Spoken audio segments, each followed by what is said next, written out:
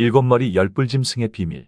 계시록 17장 1절 물 위에 큰 음녀에 받을 심판을 내게 보이리라. 그 이마에 이름이 기록되었으니 비밀이라. 큰 바벨론이라.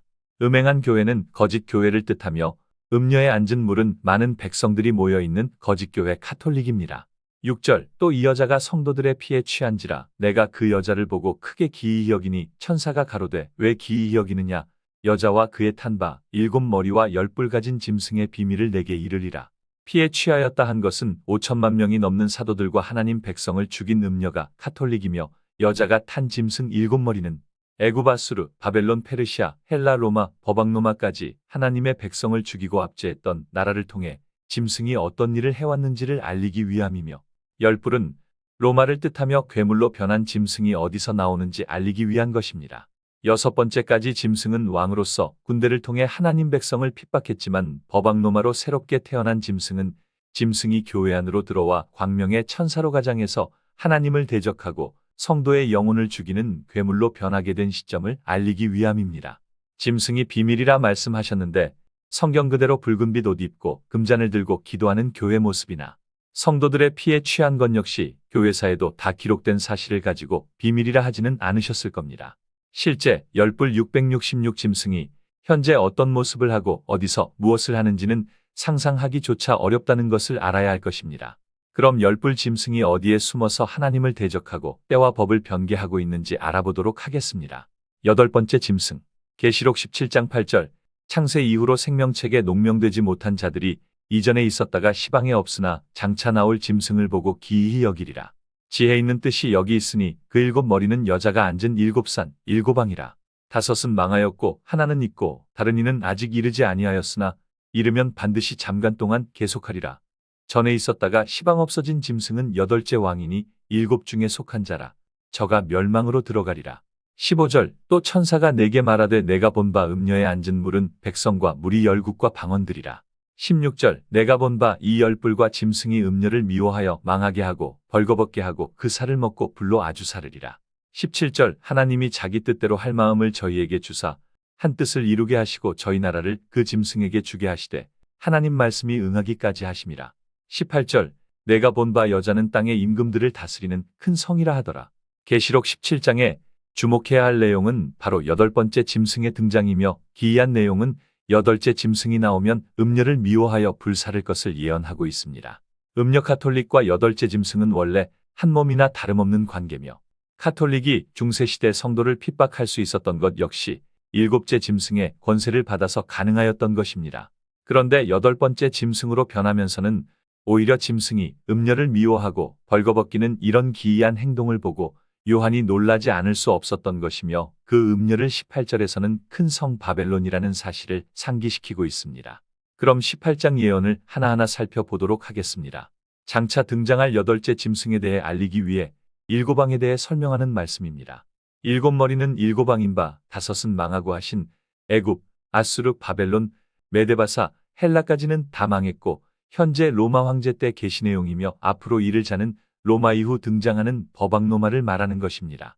버방로마가 이르러 잠깐 동안 계속 괴롭힐 것이라 하셨는데 잠깐 동안 계속 괴롭힐 것이란 말씀의 의미는 쉽게 설명하면 일곱째 왕인 버방로마가 나와서 잠깐 하나님의 백성들을 괴롭혔다가 여덟 번째 왕으로 다시 나와서 마지막까지 계속 괴롭히게 될 것을 말씀하신 것입니다. 그 내용을 이어서 보겠습니다. 여덟째 왕이 나오는데 그 짐승은 일곱 중에 속한 자라.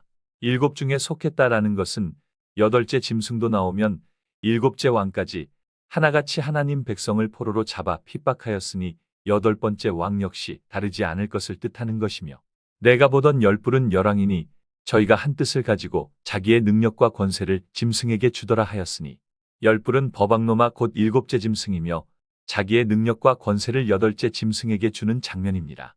16절 내가 본 바 이 열뿔과 짐승이 음녀를 미워하여 망하게 하고 벌거벗게 하고 그 살을 먹고 불로 아주 사르리라. 열뿔 짐승은 음녀가 타고 있던 짐승인데 여덟째 짐승으로 나오면서는 자신의 등에 탔던 음녀를 미워하고 벌거벗기고 그 살을 먹는 장면을 보고 요한은 기이하고도 기이한 광경이라 하였습니다. 여덟 번째 짐승의 특징이 열뿔이 있으니 버방로마가 다시 부활한 짐승임이 틀림없으며 한 몸과도 같은 음녀를 미워한다 하였으니 이는 분명 열불 짐승이 자신이 저지른 과거 죄를 감추고 광명의 천사로 위장하기 위한 것이 틀림이 없으며, 여덟째 짐승이 신분을 속이려 자신의 분신과도 같은 음녀를 죽이므로 자신과 음녀가 다른 것처럼 꼬리를 잘라서라도 빠져나가려는 간계임이 틀림없는 것입니다. 하나님을 대적하고 마지막까지 남은 백성을 죽이려고 자신을 포장해 살인자의 모습을 감추고 있는 여덟 번째 왕을 반드시 밝히 드러내 그에 합당한 죄값을 치르게 해야 할 것입니다. 그럼 여덟 번째 짐승이 어디에 숨어 있는지 알아보도록 하겠습니다. 여덟째 짐승의 징표. 짐승의 기이한 행동이 오히려 자신이 열불 짐승이란 사실을 드러내는 징표가 되었으니, 징표를 통해 주목해보면 음녀인 카톨릭을 미워해 카톨릭이 행한 더러운 거짓을 드러내 발가벗기고 그 살을 먹는 자가 여덟 번째 짐승일 것입니다.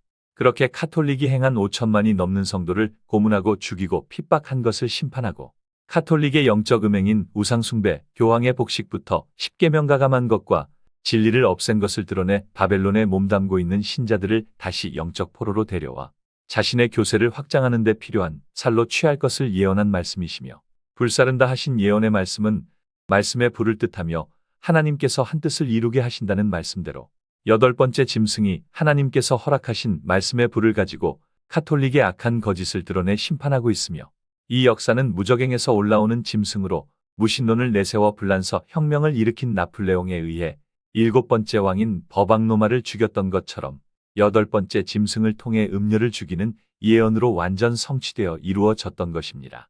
무인광야에서 올라온 아사셀 짐승 총회장이 카톨릭의 치부까지 발가벗기고 적나라하게 드러내기 위해 확실한 증거체까지 발간해 카톨릭의 만행뿐 아니라 교황의 얼굴까지 박제해 심판하였던 것입니다. 하나님께서 만물의 뜻을 두고 창조하셨다 하신 미물 가운데는 뱀 종류 중 도마뱀이 있습니다. 자신이 위험에 처하게 될 때 자신의 꼬리를 잘라주고 몸통은 살아서 도망가는 것은 바로 옛뱀 곧 사단 불근용이 그와 같이 할 것을 이미 만물을 통해 보이셨던 것이었습니다. 이처럼 카톨릭을 발가벗기고 심판을 내리고 있는 교회는 하나님의 교회 세계복음선교협회가 유일한 곳입니다.